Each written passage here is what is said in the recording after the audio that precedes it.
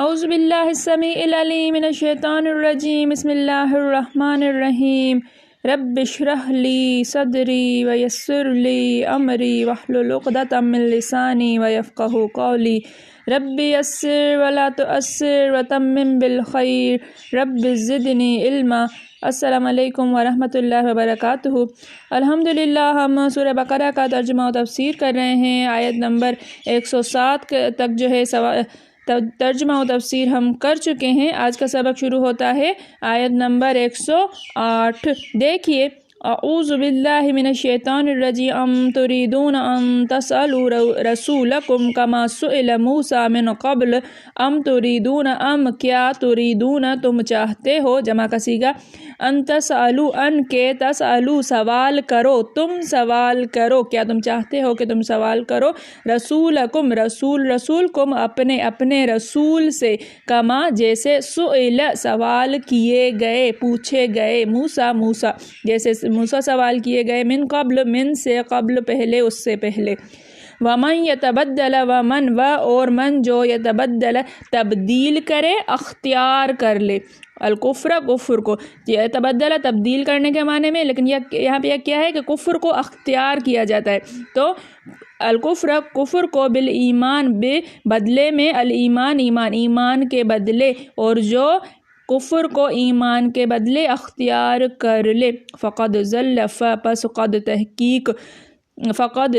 تحقیق ضل وہ بھٹک گیا سوا السبیل سوا برابر سیدھا سبیل راستہ سیدھے راستے سے، وہ سیدھے راستے سے بھٹک گیا، تحقیق کہ وہ سیدھے راستے سے بھٹک گیا۔ ام تريدون ان تسألوا رسولکم کیا تم چاہتے ہو کہ تم اپنے رسول سے سوال کرو کما سئل موسیٰ جیسے کہ سوال کیے گئے موسیٰ من قبل اس سے پہلے، ومن یتبدل الکفر بالایمان اور جو اختیار کرے کفر کو ایمان کے بدلے میں فقد ضل سوا السبیل وہ بھٹک گیا سیدھے راستے سے۔ کیا تم یہ چاہتے ہو کہ اپنے پیغمبر سے اسی طرح کے سوال کرو جس طرح کے سوال پہلے موسیٰ سے کیے گئے علیہ السلام، اور جس شخص نے ایمان چھوڑ کر اس کے بدلے کفر کر لیا وہ سیدھے راستے سے بھٹک گیا۔ آج جو ہے کثرت سوال سے منع کیا گیا ہے کہ رسول اللہ صلی اللہ علیہ وآلہ وسلم سے آپ بہت زیادہ سوالات نہ کیا کرو۔ اس کے شان نزول کے تحت 2-3 جو ہے وہ اقوال موجود ہیں، ہم پڑھتے ہوئے چلتے ہیں، پھر معلوم ہوتا جائے گا کہ کس مناسبت سے کس موقع پر یہ آیت جو ہے وہ نازل ہوئی ہے، چونکہ اقوال 2-3 ہیں تو پڑھنا ضروری ہے۔ دیکھیے، اس آیت کریمہ میں اللہ تعالیٰ ایمان والوں کو روکتے ہوئے فرماتا ہے کہ کسی واقعے کے ہونے سے پہلے میرے نبی سے فضول سوال نہ کیا کرو۔ یہ کثرت سوال کی عادت بہت بری ہے، جیسے وہ جگہ ارشاد فرمایا سورہ مائدہ کے اندر ہے، یا ایھا الذین آمنوا لا تسألوا عن اشیاء، ایمان والو ان چیزوں کا سوال نہ کیا کرو جو اگر ظاہر کر دی جائیں تو تمہیں برا لگے، برا محسوس ہو۔ اگر تم قرآن کے نازل ہونے کے زمانے میں ایسے سوالوں کا سلسلہ جاری رکھو گے تو یہ باتیں ظاہر کر دی جائیں گی۔ کسی بھی بات کے واقع ہونے سے پہلے اس کی نسبت سوال کرنا، اس کے بارے میں سوال کرنا، ابھی جو ہے وہ اس طرح کا مسئلہ پیش ہی نہیں آیا ہے، کوئی مسئلہ اپنے طور پر ذہن میں جو ہے وہ ایک خاکہ بنا کر اور سوال بنا کر پیش کرنا، یہ نبی کریم صلی اللہ علیہ وآلہ وسلم، کیونکہ اس دور میں وحی نازل ہو رہی تھی، کیوں منع کیا گیا ہے؟ وحی نازل ہو رہی ہے، ابھی آپ نے سوال کیا، فوراً اگر حکم آ گیا تو آپ لوگوں کے لیے تنگی ہو جائے گی، پھر کیا کرو گے؟ ایسے بہت سے واقعات ہو بھی چکے ہیں۔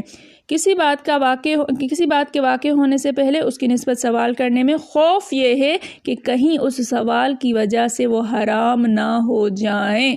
دیکھیے کہ کیونکہ وحی نازل ہو رہی تھی، ابھی احکام کا سلسلہ جاری تھا، رک نہیں گئی تھی، شریعت جو ہے مکمل نہیں ہو گئی تھی۔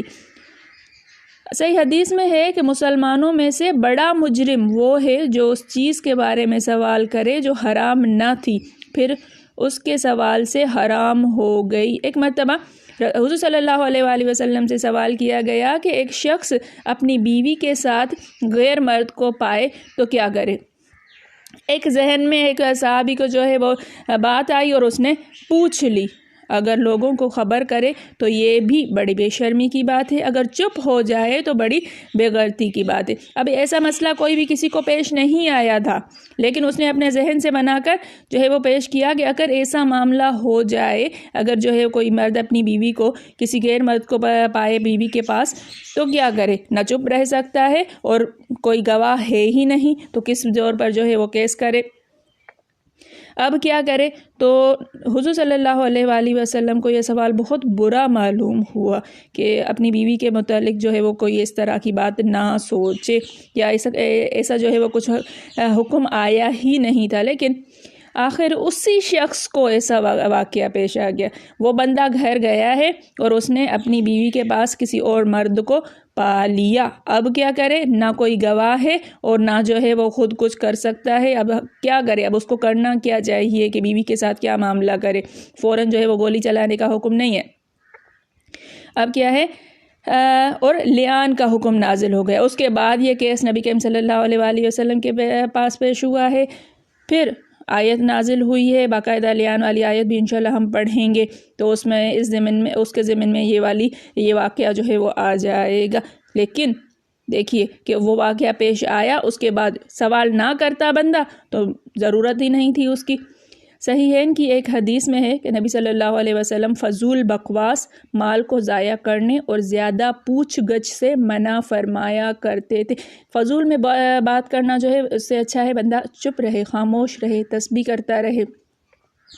اتنا زیادہ بولنا جو ہے وہ اچھی بات نہیں ہوتی، فضول بولنا.